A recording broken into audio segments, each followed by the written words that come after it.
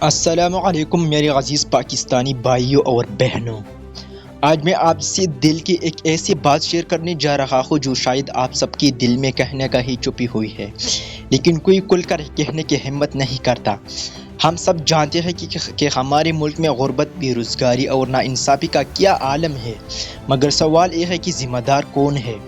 ہمارے ملک میں کچھ ایسے لوگ موجود ہیں جو اونچے عہدوں پر بیٹھے ہیں، طاقتور ہے، دولت مند ہے، وہ سیاستدان بھی ہو سکتا ہے، سرمایہ دار بھی اور بااثر طبقہ۔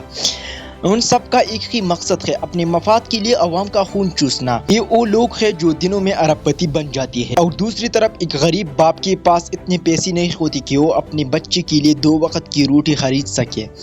میں کسی کا نام نہیں لینا چاہتا، لیکن آپ سب جانتے ہیں کہ یہ کون لوگ ہیں۔ ان کا مخل جیسے گھروں میں روشنی کبھی بند نہیں ہوتی، ان کے دسترخوان پر کبھی کوئی چیز کمی نہیں ہوتی، لیکن عام پاکستانی کی زندگی اندھیروں میں ڈوب چکی ہے۔ ذرا کسان کو دیکھیں، وہ شخص جو زمین سے اناج پیدا کرتا ہے، جو ہمیں کھانا دیتا ہے، وہ خود پاکوں میں زندگی گزار رہا ہے۔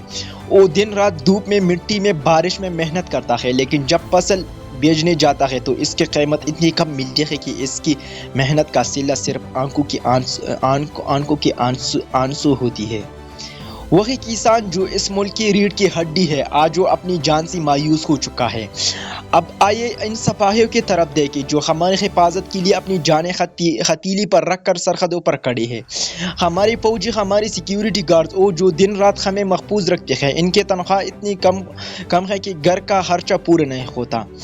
ایک سپاہی جب شہید ہوتا ہے تو اس کے بچوں کے لیے صرف تہذیب رہ جاتے ہیں، کچھ دن کی ہمدردی اور پھر خاموشی۔ لیکن افسوس، کچھ لوگ ایسے بھی ہیں جو اپنے سپاہیوں کو گالیاں دیتی ہیں، ان پر الزام لگاتی ہے۔ کیا یہ انصاف ہے؟ پاکستان میں لاکھوں لوگ ایسے ہیں جنہیں ایک وقت کا کھانا بھی نصیب نہیں ہوتا۔ وہ کوڑے کے ڈھیر سے روٹی تلاش کرتے ہیں، کچھ اپنی خودداری کے مارے کسی سے مانگ بھی نہیں سکتے۔ غربت کے مار، بے روزگاری کی تپش اور ظلم کی شدت نے ان کو اس حد تک پہنچا دیا ہے کہ وہ خودکشی جیسے حرام راستے پر مجبور ہو گئی ہے۔ کیا یہ وہی پاکستان ہے جو قائد اعظم کا خواب تھا؟ کیا یہ وہی وطن ہے جس کے لیے لاکھوں جانیں قربان ہوئی؟ اب وقت آ گیا ہے کہ ہم سب مل کر ان ظالموں کا احتساب کریں۔